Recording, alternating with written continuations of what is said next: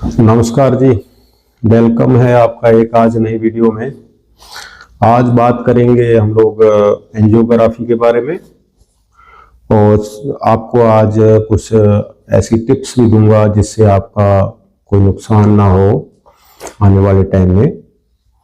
और आप इसको ध्यान से सुनेंगे तो आपको समझ आएगा, क्योंकि मेडिकल लैंग्वेज को छोड़ के मैं आज नॉर्मल लैंग्वेज जो है उस पे ध्यान दूंगा कि आपको हिंदी में समझाया जाए। एक लैंड माफिया होता है, जैसे आपने सुना होता है, एक हार्ट माफिया होता है। मैं जैसे अपनी समझ रखता हूँ, जैसे मैंने इंडिया में आके काम किया, उसके अंदर बहुत से लोगों को स्टंटिंग की जरूरत नहीं होती है, फिर भी उनके स्टंट डाल दिए जाते हैं। एक से ज्यादा भी डाल दिए जाते हैं। एंजियोग्राफी को तो आपको 90% जगह पे यही कहा जाएगा कि एंजियोग्राफी कर देते हैं, मगर आपको एकदम से ये स्टेप नहीं लेना है कि एकदम से आप स्टेप लोगे तो आप का ही नुकसान होगा। क्योंकि एंजियोग्राफी जो होती है वो एक ऐसा टेस्ट नहीं होता है कि जैसे आपने ब्लड सैंपल दिया वो टेस्ट करवा लिया। इसमें ऐसे पेशेंट भी होते हैं जिनको बहुत जान का जोखिम भी रहता है, और एंजियोग्राफी ज़्यादातर जैसे स्टंट डालते हैं वैसे पैसे बनाने वाला चक्कर हॉस्पिटलों ने बहुत से, सभी हॉस्पिटलों की बात नहीं मैं कर रहा हूँ, सभी डॉक्टर की बात नहीं कर रहा हूँ, बहुत से ऐसे हॉस्पिटल हैं जिन्होंने ऐसा काम कर रखा है, और वो कोशिश करते हैं कि हम लोग ज़्यादा से ज़्यादा पेशेंट की एंजियोग्राफी करें। पैसा बनाने वाला सिंपल बात आपको बताऊं, उससे बचने का तरीका आपके पास क्या है? आप एक से ज़्यादा डॉक्टर को दिखाएं, एक से ज़्यादा हॉस्पिटलों में एडवाइस लें, तब जाके एंजियोग्राफी या स्टंट का जो भी डिसीजन है आप लेना है तो लें। एक ही जगह पे जाके आप उनकी बात मान के ये डिसीजन ना लें जितना कि देर आपको ज़्यादा इमरजेंसी ना हो। इसके लक्षण क्या होते हैं? शुरुआती लक्षण जो होते हैं उसमें जैसे कि पेशेंट को कोई हार्ट अटैक आ जाता है, उसको हम हॉस्पिटल ले जाते हैं, डॉक्टर ईसीजी करता है और उसमें ब्लॉकेज भी दिख जाती है, और ईसीजी में दिक्कत आती है जिसमें हार्ट अटैक हो गया, साइलेंट अटैक हो गया, वो आ रहा है, तो आपको एंजियोग्राफी की आगे सलाह दी जाती है। उससे पहले आपको इको करवानी होती है। इको से आपका पता चलता है कि आपकी जो हार्ट का प्रेशर है वो कितना है। अगर उसमें इको में आपको 45 से लेके 65 तक है, नॉर्मल रेंज जो है 55 से 65 होती है, जो उसके अंदर है तो फिर वो आपको किसी तरह की जरूरत नहीं है, एंजियोग्राफी स्टंटिंग की कोई ऐसी जरूरत होती नहीं है। इसके अलावा जो आपको कोई भी और ऐसा सीने में दर्द होता है, जब आपको सांस बैठे हैं थोड़ा सा ही 2-3 स्टेप चलते हैं तो सांस चढ़ती है, तो बिना वजह घबराहट होती रहती है, तो उसके लक्षण हो सकते हैं कि आपके हार्ट में कहीं आर्टरी के अंदर, आर्टरी मीन जो हमारी मेजर वेन होती है, हार्ट की 3 वेन्स होती है, उससे आगे जो ब्रीक वेन जाती है उसमें कहीं ब्लॉकेज है, तो उससे हमें जो है सांस चढ़ना भी लग जाता है और हार्ट घबराहट होती है, आपको बड़ी और भी दिक्कतों का सामना करना है, चक्कर भी आने लग जाते हैं कई लोगों को। तो आप इससे एकदम से पहले डिसाइड करने से पहले डॉक्टर आपकी ईसीजी करेगा और कुछ ब्लड सैंपल लेगा, और जिसके अंदर कैस्ट्रोल वगैरह, ट्राइग्लिसराइड वगैरह चेक किया जाता है। तो जेकर हार्ट अटैक आता है तो वो नॉर्मल होने के बाद में आपकी इको एडवाइस की जाती है, अगर ईसीजी के अंदर कोई ब्लॉकेज दिखा रहा होता है तो। हार्ट अटैक आने के और भी कई कारण होते हैं जिनमें वो बात अगले वीडियो में करेंगे। शुरुआती जांच जो डॉक्टर करवाता है, पहले तो आपका वो पल्स, ब्लड प्रेशर वगैरह चेक करता है। SpO2 जो हमारे ऑक्सीजन ब्लड के अंदर होती है उसका जो लेवल है वो चेक किया जाता है, और उसके बाद ईसीजी की जाती है। जब ईसीजी में दिक्कत आती है, आपका ब्लड प्रेशर जो है ज़्यादा रहता है और जहाँ बिल्कुल ही कम होता है, तो उसके बाद आगे आपको इको एडवाइस करी जाती है। इको टेस्ट नॉर्मल है, वो कोई भी करवा सकता है, उसमें कोई खतरा नहीं है। वो जैसे अल्ट्रासाउंड की जाती है वैसे ही एक 2D इको की जाती है, जिसके अंदर कोई आपको खतरा नहीं होता है, वो अल्ट्रासाउंड की तरह ही किया जाता है। एक प्रोब होती है, वो आपको एक साइड पे लटा के और उसके ऊपर उससे देखा जाता है कि हार्ट का प्रेशर क्या है। उसके अंदर भी कई तरह की दिक्कतें आ सकती है जब आप इको करवाते हो। तो हो सकता है आपके हार्ट के वॉल्व में दिक्कत हो सकता है आर्टरी में प्रेशर कट हो। और उसके बाद में एंजियोग्राफी की जो सलाह दी जाती है, उससे पहले भी कुछ ब्लड टेस्ट किए जाते हैं, जैसे आपकी रैंडम ब्लड शुगर चेक की जाती है, सीबीसी में एचबी देखा जाता है, हीमोग्लोबिन देखा जाता है आपका कितना है, और किडनी फंक्शनिंग टेस्ट केएफटी और आरएफटी जिसको बोला जाता है वो टेस्ट किए जाते हैं। उसके टेस्ट करने के बाद में ही आपका डिसीजन जो है डॉक्टर लेता है कि आपका जो एंजियोग्राफी है वो करनी है या नहीं करनी। एंजियोग्राफी की कैसे की जाती है, हमारे जो भी अपने आपको ऐसा नहीं है कि कोई ऐसे जैसे ब्लड सैंपल ले लिया जब ऐसे ही आपका नॉर्मल टेस्ट है, वो नॉर्मल नहीं होता है। आपको एक कैथ लैब नाम बोला जाता है, एक लैब, एक रूम होता है बहुत बड़ा, उसमें कैथ लैब स्क्रीन वगैरह सारी मशीनें लगी होती हैं। कैथ लैब के अंदर आपको एंजियोग्राफी के लिए लिटाया जाता है। तो उसके बाद में आपका सारे बीपी वगैरह दोबारा चेक किया जाता है, और सारे आपके चेस्ट पे लीड लगाई जाती है, जो ईसीजी लीड होती है वो, उसको भी मॉनिटर किया जाता है साथ साथ। और सबसे जो 3 मेगा आर्टरीज होती है, वहां से जो वेन निकलती है हमारे हार्ट्स की, उसको देखा जाता है कि वहां पे एक केमिकल छोड़ा जाता है। वो कैसे होता है कि आपके जो डॉक्टर्स होते हैं वो उस वक्त उसके साथ स्टाफ भी होता है, और इसको जो कार्डियोलॉजिस्ट करता है, डीएम कार्डियोलॉजिस्ट। हाँ, सॉरी, वेलकम बैक। दरअसल जो आपके जब एंजियोग्राफी का कैथेटर डाला जाता है, तो वो आपके जो एक साइड पे राइट हैंड है और दूसरी तरफ लेफ्ट हैंड से वो डालते हैं, जिससे आपके पहले बाल जो है उसको हटाया जाता है अच्छी तरह। लेफ्ट हैंड से आपने जो ये वेन जा रही है, जैसे इस साइड की जो वेन होती है, इसको यहाँ से कट लगा के और यहाँ से कैथेटर अंदर डाला जाता है।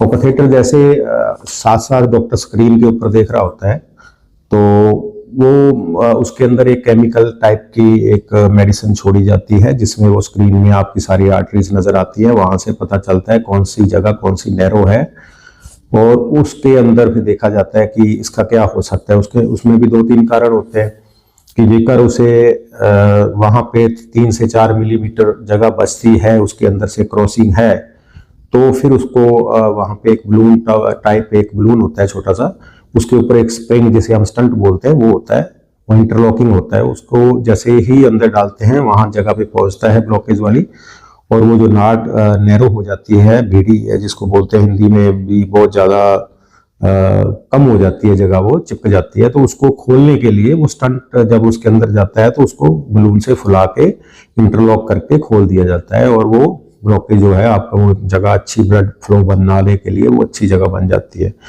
तो ये 2 जगह भी होता है, कई बार 3-3 जगह भी हो जाता है। तो ये डॉक्टर की ईमानदारी पे है कि आपको वो सही राय दे, और सही एक स्टंट डालता है तो एक ही डाले। बहुत सी जगह पे ऐसा देखने को मिला है जहाँ पे एक स्टंट है तो कहीं और थोड़ी सी नैरो जगह वहां जरूरत नहीं है तो 2 स्टंट डाल दिए जाते हैं। तो पेशेंट को गलत एडवाइस करके और पेशेंट का फायदा लिया जाता है। तो मैं तो एक बात कहूँगा कि उन डॉक्टर्स को भी मेरी यही एडवाइस होती है कि यार ऐसे मत करो, आपके खर्चे हैं, ठीक है हॉस्पिटल के, आप नॉर्मल चलाइए, जो जायज सही काम है वही करिए, गलत काम मत करिए। पेशेंट की जान की बहुत कीमत होती है। और बहुत सी ऐसी भी एंजियोग्राफी रिपोर्ट आप जब लेते हो उनसे, उनको लेके और डॉक्टर्स को दिखाइए, और फिर 2-3 डॉक्टर की सलाह लेके तभी आगे स्टंटिंग का जो आपका आगे का रास्ता, जो आपने कोई स्टंट डलवाना है तभी डलवाइए, एक जल्दबाजी मत करिए, क्योंकि आपके साथ धोखा भी हो सकता है। इसमें बहुत से लोगों के साथ धोखे भी होते हैं। जो बहुत से हमारे डॉक्टर बाहर से आए थे स्टडी करके, और यहाँ का सिस्टम देख के वो वापस चले गए, क्योंकि उनके जमीर ने ये साथ नहीं दिया।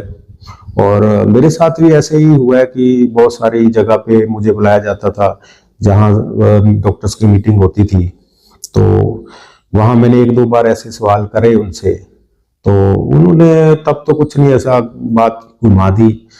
तो बाद में नहीं बुलाया किसी ने, क्योंकि जो सच है वो हर आदमी पचा नहीं सकता, और ये बातें उनके खिलाफ जाती है।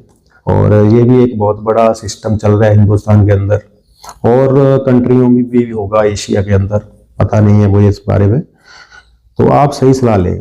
और दूसरे बहुत सारे ऐसे पेशेंट होते हैं जिनके 45% जो है हार्ट चल रहा होता है, जिसको आपकी भाषा में बोला जाए, तो उनको मेडिसिन से ही वो सरवाइव कर सकते हैं। कई बार एंजियोग्राफी उनके लिए खतरनाक होती है, क्योंकि एजेड होते हैं, ज़्यादा उम्र होती है, उनकी एंजियोग्राफी नहीं होती है। तो उनको ऐसा गलत स्टेप नहीं लेना चाहिए। डॉक्टर से एडवाइस लो, आपके डॉक्टर से।